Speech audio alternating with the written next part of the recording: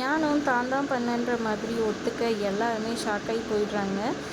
ஒரு பக்கம் இந்த மாதிரி குற்றவாளியே ஒத்துக்கிட்டனால வேறு வழி இல்லாமல் இவரை தான் வந்துட்டு இப்போதைக்கு விசாரிக்கணும் அப்படின்னு சொல்கிறாங்க. இங்கே பெண்கள் எல்லாருமே சொல்கிறாங்க, இல்லை இவர் வந்து அவங்க அண்ணனுக்காக சொல்கிறாரு, நீங்கள் அவங்க தம்பிங்க தான் பண்ணது அப்படின்ற மாதிரி சொல்கிறாங்க. சாட்சிகள் இல்லாதனால இவர் ஒத்துக்கிறனால இப்போதைக்கு இவரை வந்துட்டு விசாரிக்கிறதுக்காக 10 நாள் வந்துட்டு ஜெயிலில் வைக்க சொல்லிடுறாங்க. அதுக்குள்ளே வந்துட்டு ஞானத்தை வெளியேற்றலான்ற மாதிரி இங்கே வக்கீலுங்க வந்துட்டு குணசேகரன் கிட்ட எல்லாம் சொல்லிடுறாங்க. ஒரு பக்கம் இங்கே பார்கவி வந்து பத்திரமா இருக்கணும்னா ஜீவானந்தத்துக்குள்ளேயே இருக்கட்டும், அடுத்த இதுவும் வர வரைக்கும்ன்ற மாதிரி சொல்கிறாங்க. ஜீவானந்தத்துக்கு நிறைய பிரச்சனை இருக்கனால ஜீவானந்தத்தினால பார்கவியை பார்த்துக்க முடியாதுன்ற மாதிரி சொல்கிறாங்க. ஸோ அதனால் வந்துட்டு இந்த பெண்கள் கூடயே இருக்கட்டும் பார்கவி, அப்போ தான் அவங்க சேஃபாக இருப்பாங்கன்ற மாதிரி சொல்கிறாங்க.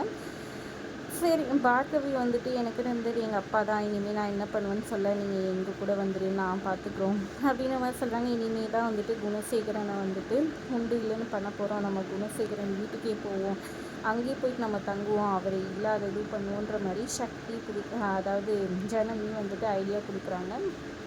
அதுக்கப்புறம் அங்கே வீட்டுக்குள்ளே போகிறதுக்காக போகிறாங்க. குணசேகரனும் அவங்க அம்மா விசாலாட்சியும் வீட்டுக்குள்ளே வரவே விடக்கூடாது, அவளுங்க வந்தாலுங்க அவ்வளோதான்ற மாதிரி